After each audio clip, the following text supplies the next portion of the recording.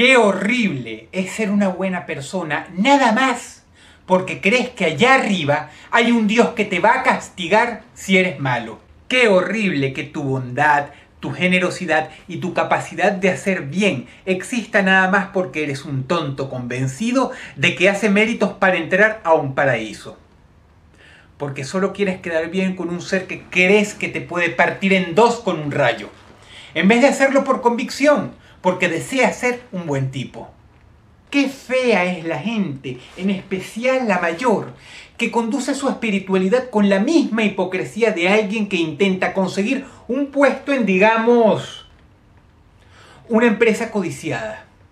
Porque si el cielo existiera y se manejara con esa misma falsedad invisible de la que adolecen muchos creyentes, el cielo previsiblemente sería un lugar de mierda, donde todos se portarían bien los primeros 5 días y después, cuando ya tienes el puestico asegurado, demuestras quién eres en verdad y empieza el desnalgue. Como si tú fueras un malandro que emigró a un país del primer mundo y estás teniendo buena conducta para quedar bien con los de inmigración. Y tu supuesta fachada es tan real como uno de esos currículums agrandados. Así es el cielo. Insisto, qué miserable y trágico me resulta un creyente que sigue ciertas reglas de humanismo, bondad y bien porque espera algo a cambio. No porque le nace ser así, sino porque espera una recompensa. Defienden la existencia de Dios.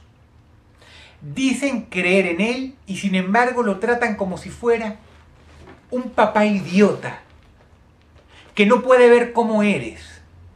Ignoran el hecho de que se supone, dice la leyenda, que Él sabe qué estás pensando y sabe qué sientes y cómo lo sientes. Y por lo tanto es imposible engañarlo. Pero tal como dicta el defecto por excelencia del creyente arquetípico promedio, prefieren engañarse a sí mismos. Engañarse creyendo que hacer algo bueno por conveniencia es lo mismo que hacerlo porque te nace del corazón. ¿Alguna vez han visto a uno de esos asquerosos maleantes persignándose antes de llevar a cabo un asalto? A veces incluso un asesinato. Hay mucha gente ignorante que intenta ganarse el favor de Dios. O peor, que le pide que algo salga bien. Gracias a Dios que el equipo de mi hijo ganó. Entonces, Dios estaba en contra del equipo de los otros niños. Gracias a Dios que yo me quedé con el trabajo. Entonces Dios quería que los demás se quedaran sin trabajo, en especial si alguno probablemente lo merecía más que tú. ¡Ay! Gracias a Dios que mi casa no se cayó después del terremoto. Quiere decir que Dios tiene preferencia por ti, no por tu vecino. Quizá el vecino sea violador de niños y por eso su casa se cayó en el terremoto, mientras que otras no. Eliges creer en la idea más estúpida y absurda en vez de en lo lógico. Como por ejemplo, algunos ganan porque jugaron mejor simple y llanamente. Saliste bien de la operación porque el doctor fue un buen doctor, no porque Dios te quiso salvar a ti mientras que hay niños con tumores 2 pisos más abajo. ¿Por qué no escoges a un paciente de cáncer de hígado al que le diagnosticaron metástasis y te pones a rezar para que se salve, para que veas qué pasa al final? ¿Por qué no hacemos un experimento masivo? ¿Por qué no llamamos al Papa, al Ayatolá, a los rabinos y a los profetas locos que salen aullando por la radio haciendo milagros? ¿Por qué no imprimimos todas y cada una de las imágenes de todos los santos que existen y las ponemos alrededor de este enfermo de cáncer con metástasis?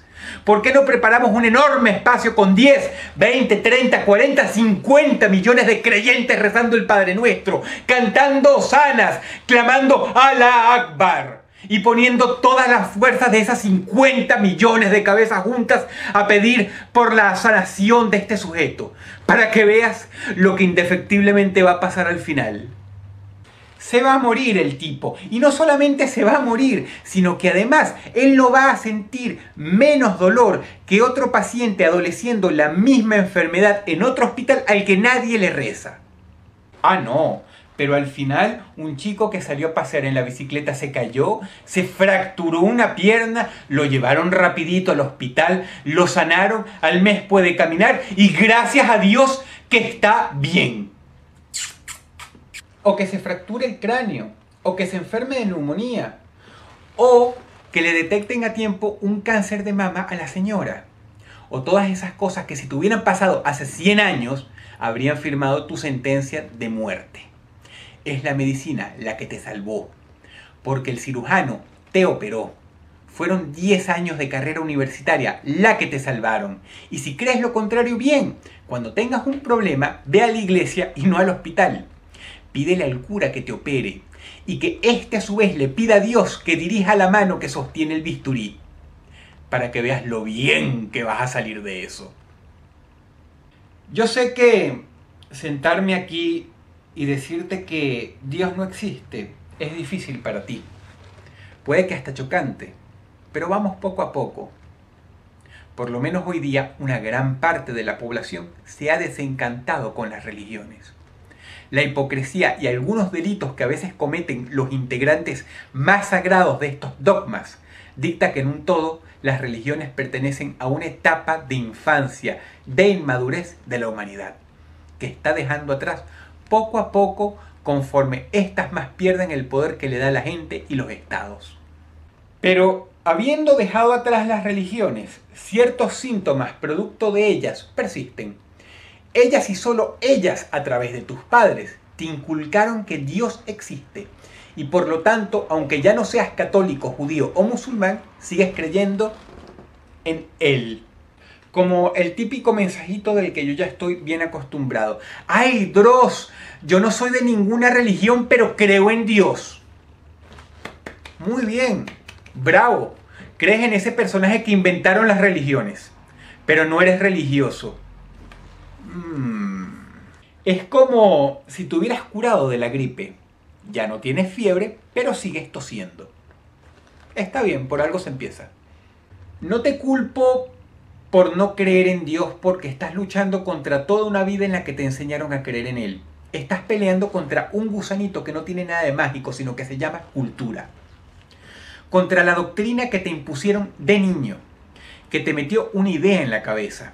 Y tu fuerza no depende de qué tanto decidas abrazarte a la ignorancia, sino a pelear contra ese dogma intransigente que te inculcaron y abrirte al mundo, a esas cosas maravillosas, a la ciencia, a la astronomía, en vez de buscar cualquier excusa rebuscada para defender supercherías caducas.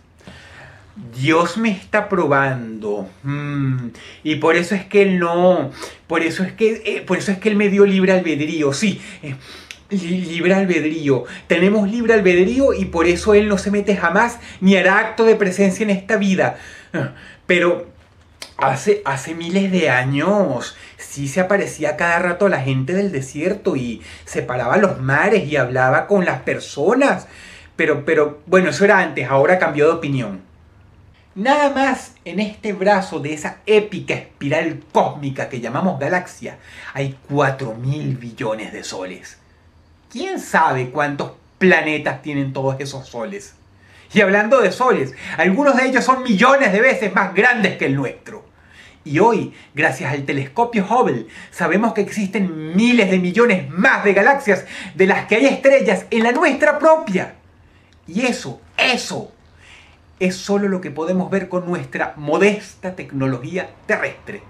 En 1995 se captaron excelentes imágenes de una nebulosa gigantesca, miles de veces más grande que nuestro sistema solar. La bautizaron columnas de la creación. ¿Saben por qué? Porque se dieron cuenta que en la sopa cósmica que reside dentro de esta nebulosa están los ingredientes esenciales que crean planetas y soles. Dentro de miles de millones de años, de esa nebulosa va a salir la próxima generación de estrellas. De las estrellas y los planetas emergen las atmósferas, las reacciones químicas, los gases, los vapores, los hierros de los que finalmente descienden el carbón y los minerales. Y de ahí, nosotros. Todo por estar a la distancia correcta de nuestra estrella madre, la que ha llevado a los científicos a estar seguros de que hay vida allá afuera.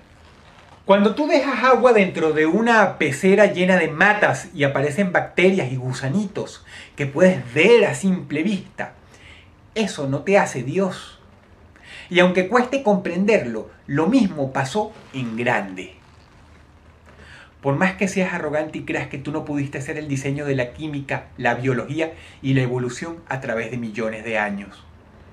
Y por cierto, para los que eligen quedarse atrás y seguir creyendo, no te saques truquitos baratos del bolsillo porque no te van a servir de nada. Hace miles de años, culturas indígenas, vikingos, mayas, creían que las lluvias las ocasionaba un dios. Hoy, en cambio, sabemos por qué llueve. Y hasta lo podemos predecir. La Iglesia Católica pensaba que la Tierra era el centro del universo, por eso de que el hombre era la creación máxima de Dios. Hoy sabemos que no es así. Lo hemos visto con nuestros propios ojos. Hoy podría decirse que de hecho la Tierra en el cosmos no es nada. Hemos avanzado muchísimo, ¿no? Las cosas van a continuar en esa tendencia. Por eso mañana sabremos cómo se creó el universo. Sabremos la verdad del Big Bang. Sabremos más sobre los agujeros negros. Tendremos la explicación real de muchos misterios. Quizá la famosa teoría del quantum, la teoría del todo, sea finalmente probada. Por eso lamento decirte que el hecho de que yo no pueda explicarte cómo explotó el Big Bang no quiere decir que exista Dios. Me apena mucho que tú pienses que hace 14.000 millones de años había un hombre de barba con una túnica blanca y un fósforo, que lo empezó todo. Lamento mucho que esa novela friki es lo que tú elijas creer.